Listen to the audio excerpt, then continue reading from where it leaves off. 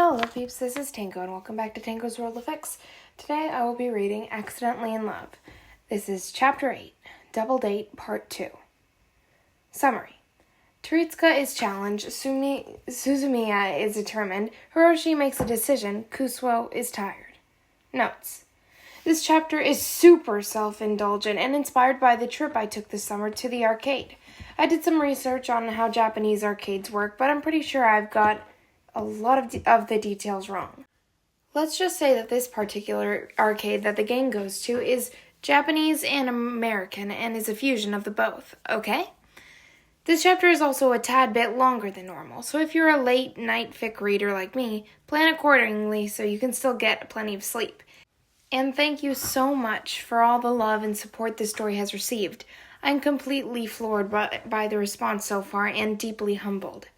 Also, as a reminder, this fic is not baited, and I am a dummy who can't catch obvious spelling mistakes until I read my own shit like 5 times in a row.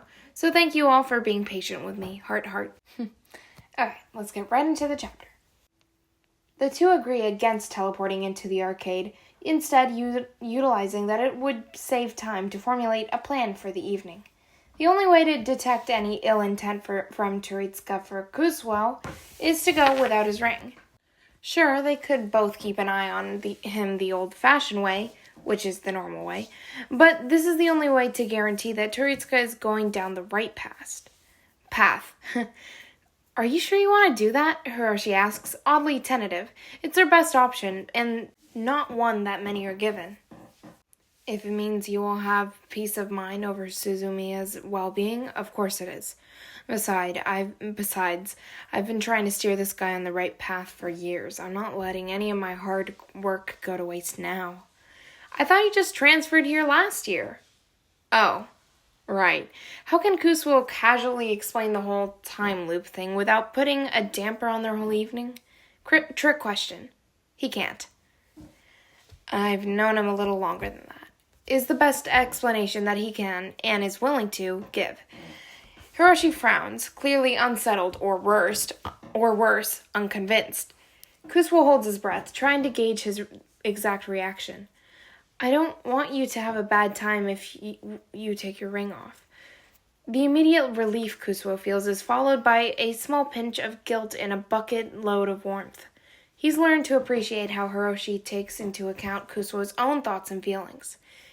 Even in a situation like this, where it's a necessary sacrifice for them to be put on the back burner, it's never necessary in Hiroshi's eyes, and it makes Kusuo's feelings feel more vulnerable in a way that he's never experienced before. In a good way, though. His heart is beating out of his chest, but it's good. He reaches for Hiroshi's hand, unbothered that they've just entered a more crowded district of downtown. With you, it'll be fun. That being said, I have a favor to ask. Hiroshi stands at attention. Honestly, Kusuo could ask him anything and he would probably agree to it. Not that Kusuo would ever abuse that power. Whatever you need. Please play all the games for me. What? But then all you're gonna do there is stand around and watch us. Trust me, it'll be a lot more fun if I don't. The crestfallen look on Hiroshi's face hardly seems warranted. Still, he opens his mouth to object, only to be cut off by, Satou-kun, over here! From across the street, Suzumiya waves at them excitedly. She has one arm looped around Teritsuka's, who's oddly dressed up for an evening at an arcade. A collared shirt and crisp pants, reminiscent of what someone would wear to an office meeting. Who is this kid and what has he done with the Kusuo's pervert? He's still wearing his sandals, though. And, okay, he's the real deal. Suzumiya is dressed up nowhere as formal as her boyfriend, though she has traded in her school uniform for a simple red trapeze dress. Okay, it sits a little high on her, though, barely covering the knee. Teritsuka's face is awfully red, too. Time to slip off the ring. She's so cute, Teritsuka gushes. Damn it, I'm way too dressed up. What if she thinks I expected her to dress up too? He's so handsome, Suzumiya thinks. Informal! Oh no, I hope I didn't make him feel like he had to dress up on my account. Oh, they're here! The pair greets them enthusiastically, or at least Suzumiya does. Teritsuka just sort of entangles himself from his girlfriend and just stands there uncomfortably. Suzumiya clutches her hands together with a gasp. Oh, you two are matching! It was an accident. Hiroshi chuckles sheepishly. You all look great too. She tilts her head to the side, and in a way that is, again, very anime-esque. Yet, how does she manage to play it off so naturally? You're too sweet. Glad we caught you two before we made it. It'll be a bit harder to have a conversation with all the music in there. For most of them, maybe. Teritsuka shifts his weight from side to side. Shall we get going then? Don't want to talk too long and get there after they close. Man, this is weird. Going on a date with Saiki? Didn't really think this guy, that romance was this guy's thing. And now I gotta watch him be all lovey-dovey with a normal dude? Do you have any idea how it felt watching you lust after girls all this time? Shit! At least he doesn't shriek it out loud. God, don't take that the wrong way, dude. I'm not homophobic, I swear. Kusuo shoots him a look as Hiroshi and Suzumiya take the lead. They fall into step behind their dates, pretending to listen to the conversation that they've started. Again, if you feel the need to defend yourself, chances are, I swear I'm not! Dude, I like guys too. Let me take my foot out of my mouth for once, okay? Kusuo trips himself on a crack in the sidewalk. A crack he would have easily seen had his brain not just crashed on him. A hand catches him by the shoulder before he can fall flat on his face. Whoa, careful! Hiroshi gives him a gentle push back onto his feet. He must have the average strength of a baseball player, because in this universe it has standards when it comes to the Satou family. But he is definitely stronger than most. That shouldn't be making Kusuo as flustered as he is. No, he'll just blame that on the curveball Teritsuka threw it into his gut. Thanks. Hiroshi smiles and returns easily to his conversation, though Suzumiya is later to the draw, sparing the quickest glance over to Kusuo before joining back in. No pet names. That's fine though, right? Then again, didn't Hiroshi tell me that they've been dating for a while now? No, they were studying together for like a month. They didn't need pet names. But still, just making sure that tonight has to have everything go good between them. And just make sure that they're okay. Great. But focusing on one matter at a time, Kusuo looks back at Teritsuka. I'm sorry, you like who now? Teritsuka fumes. I always had. Not nearly as much as girls. Just took me a long time to admit it to myself. Up until a month or so, right? Yeah, so don't give me any Hey, how do you know? Why would I poke fun at you when I'm literally dating a guy right now? From his blank expression, Teritsuka must have realized his mistake. And while on the subject, Kusuo adds, well, this is all new for me too. I don't need you complaining about how I act around my boyfriend because I'm still figuring things out. It's the least you could do for me since I'm willing to help you keep your relationship from going under. Teritsuka shoves his hand sullenly into his pocket. I didn't mean it like that. Don't remind me, but I can't possibly see what else you could have meant by it. Look, it's embarrassing. I've literally seen you do so much worse than this. Incredibly worse. The medium whips his hands out of his pockets, shaking them in a please don't make me say it out loud, even though we're having a silent conversation kind of way. You're like one of my only friends, man, and I don't know, I look up to you and shit, so it feels weird seeing someone as I think of like, do you get it? Kusuo does get it. Honestly, it takes him aback more than Teritsuka's other confession, but he's not going to trip over himself again.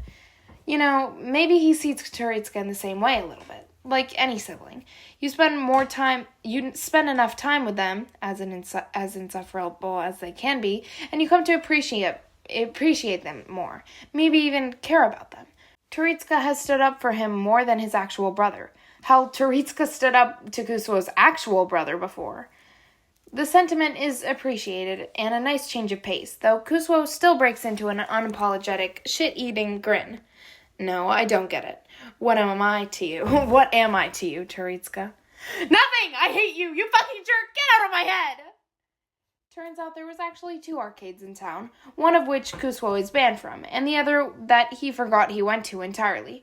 Back when Nendo and Kaido had their air hockey match, they took those photo booth pictures that he keeps in his wallet. What a weird thing to forget, given that he's reminded of it every time he has to pay for something. Maybe it's been a while since the author watched season 1 and forgot that the arcade was in an episode 2. Either way, he is grateful to be in a less energetic company this time. Daytime doesn't do the place justice. Once night falls, the arcade comes to life. Every game dazzles with multicolored lights, bright enough to blind someone permanently if stared at it too long. Tiny music blares from blown-out speakers as wide-eyed mascots dance enticingly on every screen. It's a sensory overload heaven. The 4 of them hit the change machine first, arming themselves with Arming themselves to the teeth with coins. What should we do first? Hiroshi asks. We gotta save our coins for the good stuff, Teritsuka says. Fighting games and drums. Ooh, and claw machines. I love those, Suzumiya adds. Pure fear flashes across Teritsuka's face. Haha, yeah, those are great. Saiki! No. Please, I suck at those! I've already been banned from one arcade, not looking to get banned from the other while on a date. What about our heart-to-heart? Let's go head to those first, Hiroshi suggests. Stop him! Good idea. Kusuo takes Hiroshi's hand again, leading the group in the direction of the nearest claw machine. Teritsuka's thoughts turn to agonizing screams in his head. One look is all it takes for Kusuo to know that the claw in this machine is faulty. The legs are too short to wrap around the plushies inside properly, and far too weak to clamp down through the stuffing. However, Suzumiya has already honed in on a stuffed bear with stars embroidered into its eyes for pupils. It's also extra round, as per its cute design, and it looks perfect for cuddling.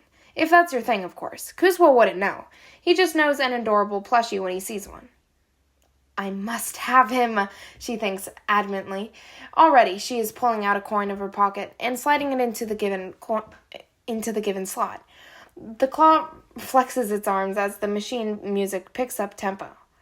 Which one you going for? Teritsuka asks. My new son. Suzumiya purses her lips, hyper-focused. She jerks the claw over the bear, tilting slightly back, and then tilting the stick slightly right, then slightly back, until there's no doubt she's right on top of her prize. She presses the button to release the claw. It reaches down, wrapping halfway around the bear's head, then slides off of it like butter on a hot pan. They watch as the claw moves over the drop zone, extending pointlessly before returning to its start position. Just as Kusuo thought, rigged as hell. Rigged as hell. Rigged? But Suzumiya is not so easily convinced. She is already inserting another coin into the machine. Almost had it. She did have it, Hiroshi pouts. She's gonna waste all her money on this bear, knowing her. If Hiroshi thinks so, then it's probably true. If anything, Suzumiya looks more determined now than she did before her defeat. It's also clear that Teritsuka is waiting with bated breath for her to win or give up. I should offer to try, right? But I'm so bad at these. I don't want to embarrass myself in front of he. A true test of character. That is what they're here for, or at least partially. The claw comes back empty a second time, and before Hiroshi can suggest another game, Kusuo knocks their shoulders together. We need to see if Teritsuka will offer to play instead. Ooh, good idea. Hiroshi knocks their shoulders together again, grinning. How many turns should we give him? 3 more tries, and then he's up. 3 tries pass rather quickly, and Suzumiya grows more reckless, her desperation spurring her on to make rash decisions. The claw is either too far back, too far forward, or angled too far left. She's trying to avoid the tiger plush that is leaning against the bear's side, but nabbing the wrong prize is the least of her worries. Finally, after a round of stinging defeats, Suzumiya throws in the towel. I've never won anything from any of these, she sulks. Just my luck, I guess. Goodbye, baby boy. Her disappointment is evident to all of them. A tearful look on her face is more appropriate for someone who's just learned of a terrible diagnosis. Still, she tries to shrug it off with a smile. Well, what should we do next? This is it, Teritsuka's moment to shine. The medium glances fretfully between the claw machine and his heartbroken girlfriend. What will win out? His pride or his affection for his girlfriend? Wait, let me try let me try for you, babe. Suzumiya's smile thins. Oh, that's okay. I appreciate it, though. He's so sweet, but I wanted to win it. How hard can it be to beat just one claw machine? Kusuo has never thought the factor of bad luck into Teritsuka's equation. He's not sure how the medium should really proceed here. If he pushes hard to win the bear, she may grow more upset, especially if he wins it, which he won't.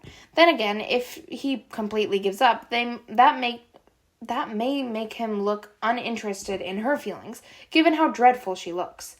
Like ricocheting a bullet, Teritsuka's thoughts are bouncing around too much for Kusuo to follow. He catches snippets of he and damn claw machine, but that's about it. And there's really no telling how he'll handle the situation. Kusuo is pretty sure that there's no ghosts who are claw machine masters for him to rely on.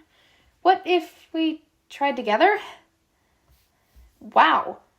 That's an outstanding move. Suzumiya clearly agrees, cheering right back up. Yeah, okay. This is way better than winning alone. Sei is the best. You work the joystick and I'll work from the sides. Now comes Teritsuka's test of communication. The fact that the medium didn't lose focus over that obvious innuendo? What? Is a good sign. As he boots the machine back up again, he waits patiently for Suzumiya to inspect all possible angles of entry. She moves to the left side of the claw machine, going as far to press her face against the glass. Push forward. Stop! Actually, a little bit more. Okay, good. 1 sec. Okay. She moves to the right side, bending her knees to be at eye level with the bear plush. Try 3 more jerks towards me and then 1 back towards yourself.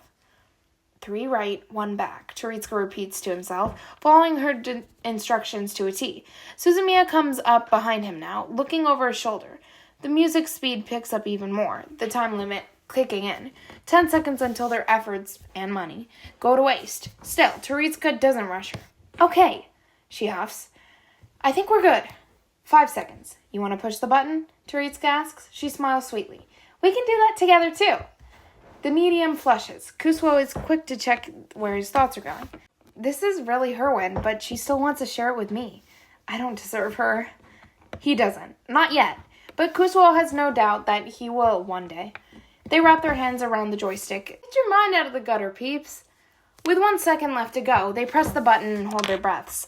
The claw reaches down, perfectly aligning with the bear's head, and begins to slip on the pull-up.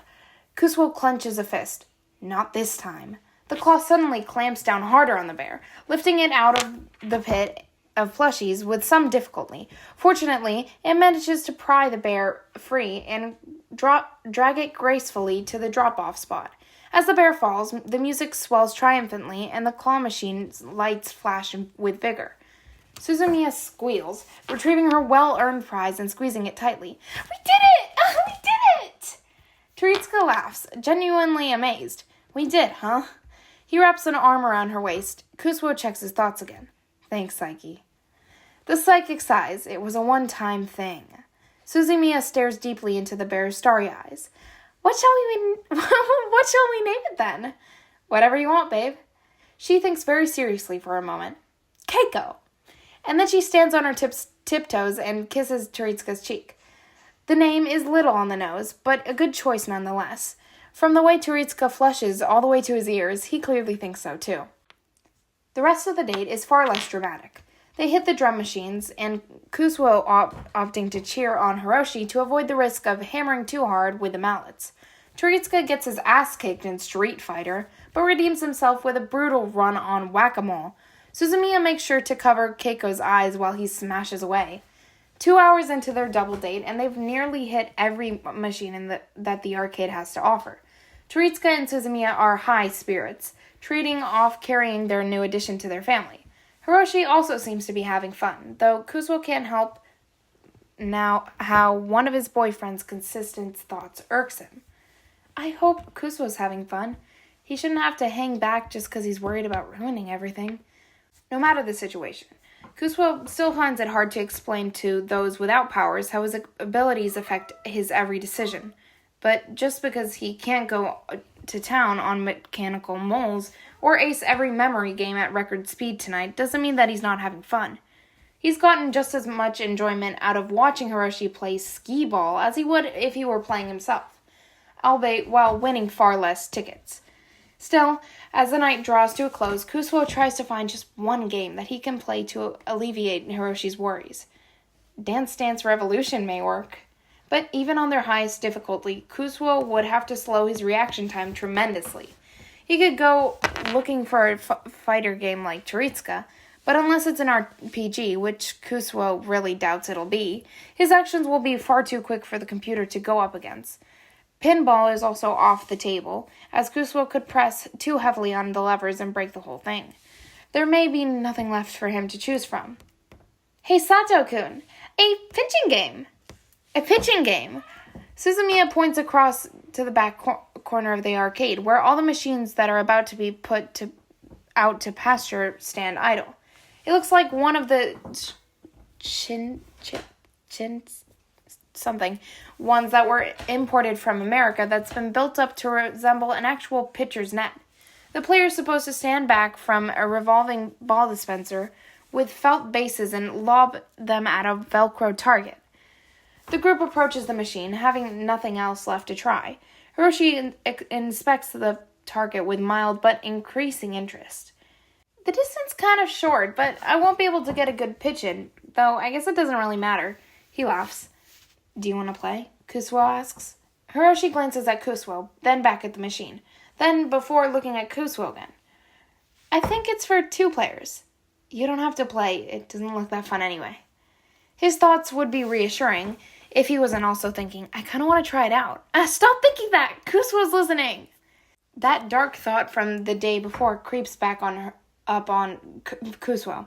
If Hiroshi were on a date with a normal person, he wouldn't be fretting over something silly as his personal thoughts. He would only be concerned about how hard he has to throw the felt baseballs to win the most tickets, like a normal person with a normal boyfriend he would do. His powers sure know how to sour an evening.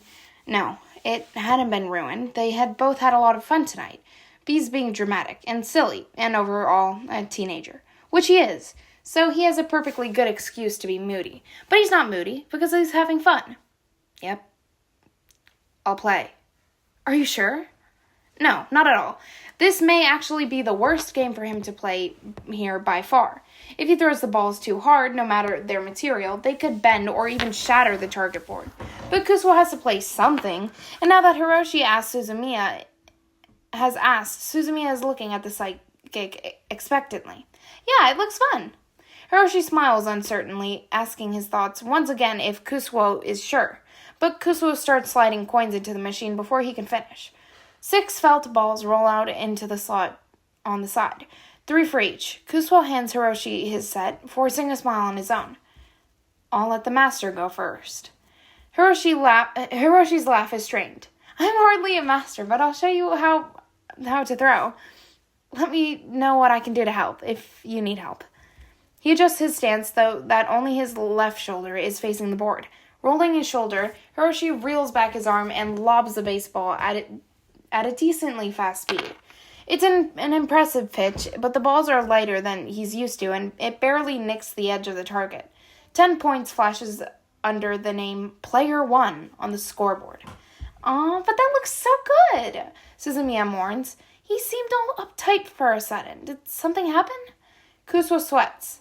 You'll get it next time, babe. It doesn't roll off his tongue smoothly at all.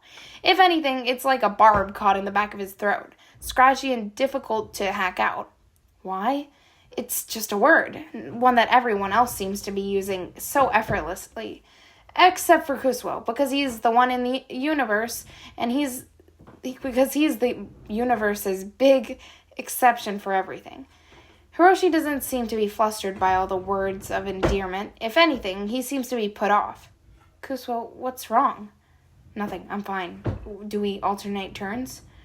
Hiroshi looks back at the board, where player 2 is flashing insistently. Yep, you're up. Great. Well, at least Kusuo can start by mirroring his boyfriend's stance. He purposely draws his arms closer in, hoping to fumble the pitch at the last moment to throw off the ball's momentum. Estimating the distance, the weight of the ball, and the wind interfering, which there is none, but Kusuo is panicking, so he's factoring in everything. Kusuo reels back and, wait! Sorry, your footing's all wrong. Kusuo stops as Hiroshi steps into his bubble. Gently, his boyfriend takes him by the shoulders and turns him at less of an angle to the board. Here, take your right foot and place it closer to your other one. You look like you're fretting. Don't worry, I've got you. Kusuo only wants to protest, assure that Hiroshi that he's fine, as he says, and he doesn't need his boyfriend worrying over him like this. Kusuo's power should be only Kusuo's concern, not Hiroshi. But Hiroshi's thoughts are cut through all the bullshit that he's been telling himself. Kusuo's powers may not be Hiroshi's concern, but Hiroshi wants them to be. And not because Kusuo is bringing down the mood of their date, threatening to embarrass them in front of their friends, but Hiroshi wants to help because he cares about Kusuo, and Kusuo needs a minute. So he lets Hiroshi ease him into a more amateur pitching position, one where no matter how he throws it, he's guaranteed that the momentum of his ball will be minimalized. Think of a way a toddler performs at a t-ball game. That's how Kusuo looks right now. Though a toddler probably wouldn't be as misty-eyed as the saiki-k is right now. Alright, you should be good now. It's your first time throwing, so it can be easy to hurt yourself if you don't know what you're doing. Sorry, I'm probably putting in too much right now. Kusuo knows his words are going to waver when he speaks, but they do have an audience. No, I appreciate it, really. Thank you, Hiro. Hiro is nice. Hiro is simple, sweet, and accurate. It may not be overly romantic as a nickname, but it's sweet enough for Kusuo's ears. Hiroshi must think so too, from the mirth that has seeped into his smile. Kusuo doesn't miss how his boyfriend has perfectly positioned himself to hide the psychic's teary face from the others. Maybe try not to beat me by too much, please. I do have to go back to practice tomorrow. Kusuo cheers up with a laugh. With a deep breath in, he throws. His ball thunks harmlessly against the bottom of the machine, missing the target by a mile. A big old 0 flashes underneath his name on the scoreboard. I think you sabotaged him. Yeah, Suzumiya chimes in. No cheating. Hiroshi smiles innocently. If you two are going to team up on the claw machine, then we get to throw together. Besides, you have no proof. In the end, Hiroshi is the victor. His total triples whatever Kusuo ends up with. Not that the outcome really mattered to begin with. Their temporary rivalry is rewarded with a long strike of tickets, with which Kusuo tears from its dispenser and wraps around Hiroshi's neck like a scarf. It's late. We should cash those in and head home. Teritsuka pulls out the hoard of tickets from his own pockets. And these too. Oh wait, Suzumiya exclaims. We forgot this photo booth. It's their final machine of the night. Most of the photos they take are goofy and uncoordinated, and most of them are purposefully making silly faces. Hiroshi accidentally elbows Teritsuka in the gut once, trying to change his pose at the last second. The medium's stunned grimace is arguably the funniest face any of them made, but it's the last photo that is Kusuo's favorite. He's standing in front of Hiroshi, who has his arms wrapped around Kusuo's waist. The psychic is staring at the camera, smiling, unaware that Hiroshi is staring at him instead. He looks at Kusuo the way that one would a sunset, in gentle contentment and absolute awe. What did Kusuo ever do to deserve him? The photo reel goes right into his wallet to pull out when his dark thoughts return. As the night draws to a close, the couples part with fond farewells and several cheap prizes. Teritsuka's gifts Kusuo a coffee-flavored water treat as an extra thanks for his claw machine intervention. He did well for himself, and though the medium still has a way to go, Kusuo thinks he'll turn out all right in the end. Then again, time will really tell. Until then, it's clear that Suzumiya is happy, and she takes one of Keiko's paws and waves it goodbye. Her fingers are decorated with fake gemstone rings that keep clanking together. Thank you so much for joining us, you two. It was a lot of fun. Yeah, it really was, Hiroshi grins. We'll have to do it again sometime. Absolutely, Kusuo follows, though hopefully they go somewhere different next time. Suzumiya nods, smiling right at him. Kusuo seems like a great guy. If a bit shy, I'm glad that Sato has him in his life. He deserves someone who will make him happy. Kusuo is glad too. The approval of a best friend is not something easily earned. He is humbled to seen as worthy in her eyes, and thankful he doesn't have to face any sort of shovel talk in the near future. After many goodbyes and promises of future excursions, the couples part ways. Kusuo slips his ring back on when he's alone with Hiroshi again. The world around him grows quiet, but it's until that they are in a less busy stretch of town before he retrieves his chosen prize from his pocket. Here, it's for you. He passes off the prize to Hiroshi, who is clearly confused. A charm? It's a magnetic earring. I didn't have enough tickets for a pair, sorry. You can take the back off and stick it to either side of your lobe. The earring doesn't garner the reaction Kusuo expected. Hiroshi cradles it in his palm, thumb trailing over the small chain connected to a dangly star. His mood has shifted dramatically, similar to Kusuo during the pitching game. The psychic forgets taking off his ring, instead of just asking, "Is something wrong?" Hiroshi jumps, nearly dropping the earring. What? No! Everything's good. Sorry, I just drifted off. It's a thoughtful gift. Thank you. Neither of them are very convincing, are they? It's okay if you don't like it. I can easily get you an earring with some actual craftsmanship put into it. It's not that. Hiroshi cuts him off suddenly. His voice strained, like a rope drawn right until it's begun to fray. It brought up a bad memory, that's all. But you didn't know. It's not your fault.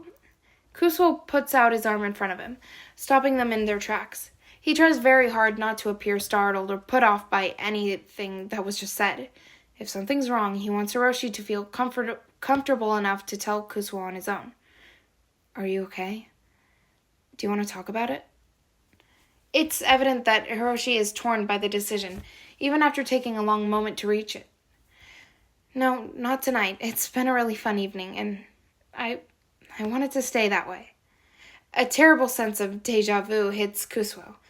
Sometimes that's not our choice. Hiroshi's smile doesn't reach his eyes. I'm okay, Kusuo. Let's go home. He's afraid to pry and unwilling to invade his boyfriend's privacy. Kusuo lets it go. When they reach Hiroshi's doorstep, he draws him in and holds him close. They don't say anything, but the way that Hiroshi clings to him, he gets a message. Another day, another conversation. It's unimaginably frustrating to have all the power in the world, yet not be able to do anything for the person he cares about. But what good are psychic powers if they don't count when they need to? At least Hiroshi keeps the earring with him. Kusuo barely has the mental energy to do something else that evening, so he considers teleporting straight into his bed and falling asleep. But his parents will worry if he doesn't tell them that he's home. Cue him teleporting right into his living room where his dad is still up watching TV. Kusuo! Saiki Kunahara clears his throat, turning down his program. Well, welcome home, son!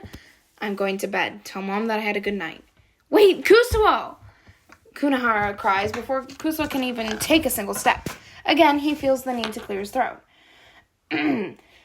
So, your mother told me, oh no, that you finally found yourself a boyfriend. The first one. No offense, son, but I never thought that we would see that day.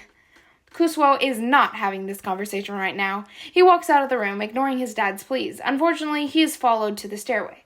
Just listen for a second. I was just wondering if if we'd ever get a chance to properly meet him, you know? It's a father's responsibility to ensure his child is in good hands. Kusuo stomps down on the bottom step, enough to crack the wood. He will make sure to fix it before his mother wakes up in the morning. I am. You will not be giving him any sort of talk.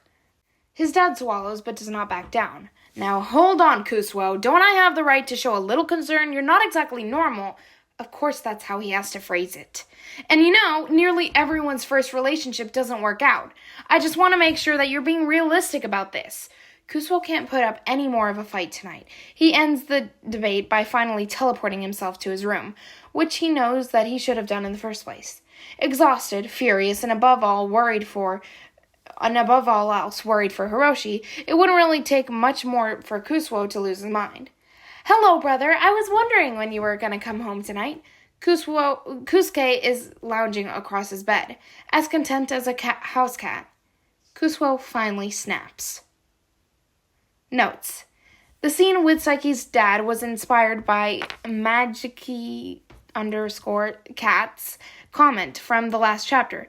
It made me laugh because trying to give his son's date the shovel talk is absolutely something he would do, and do horribly. BTW, Keiko in Japanese translates to lucky. Oh, that's so nice. I feel like I've heard that name somewhere. Okay, I hope you guys love this chapter. Also, I messed up at one point and I kept saying Izuku instead of Kusuo for this one line, and I just re-recorded it 5 times. And yeah, I said Izuku 5 times. I'm like, what am I doing wrong? I know I'm doing something wrong. And then I re-record. I'm like, oh right, it's not Izuku, it's Kusuo. I don't know. I was listening to UA Survival Guide that Put Your Hands Up Podfix recorded. That cat recorded, yeah.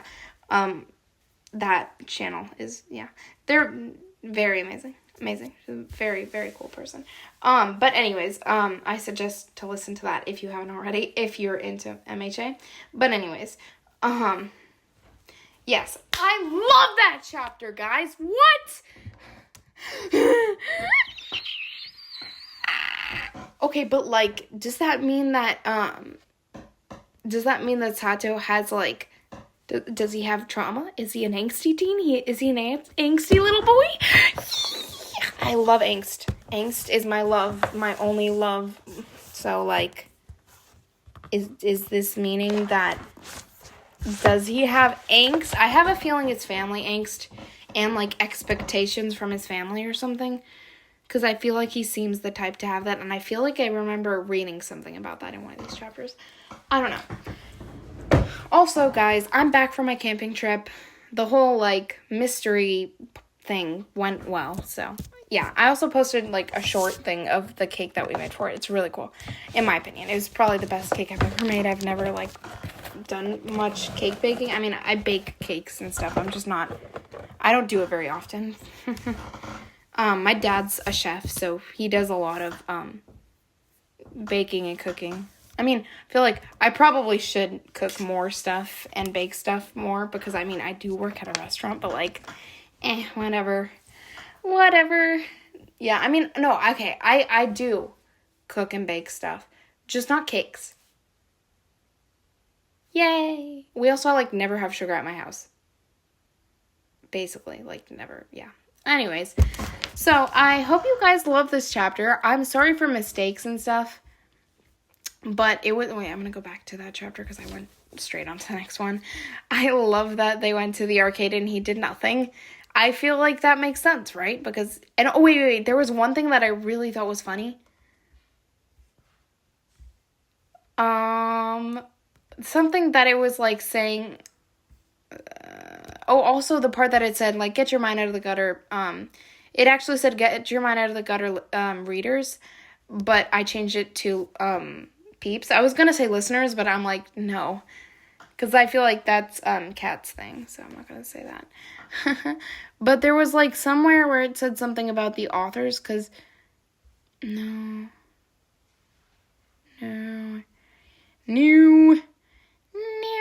Oh, also, it did say something about standards, in Satou's family.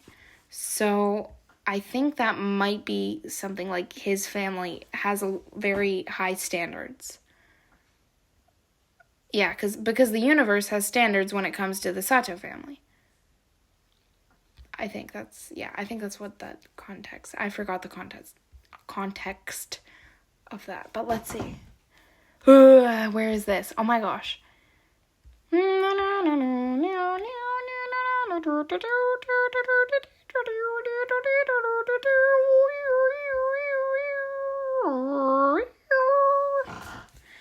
Hi, nani ga suki? Chocominto. Yurima nata.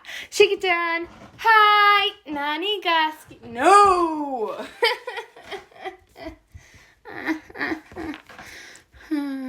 Where is it? I don't know, but it said something about the writers, and I thought that was funny. like something about something. I don't know. I hope you guys enjoyed. I hope you guys enjoyed. Yeah, I definitely enjoyed. Yeah, we all enjoy stuff. So, this is a long chapter. Wow. So, I'm going to go enjoy life and take a nap because I'm tired. And tomorrow I have to perform at a harp at a butterfly garden. I have to play the harp, and I still haven't made a list of songs to play. So, I don't know what I'm going to play, and I don't even think I have enough things to play, so we'll see. Yay, I'm going to go enjoy sleeping for like a little while. So, bye! Have a nice day, and this is Tango, signing off. Goodbye. Ciao, ciao.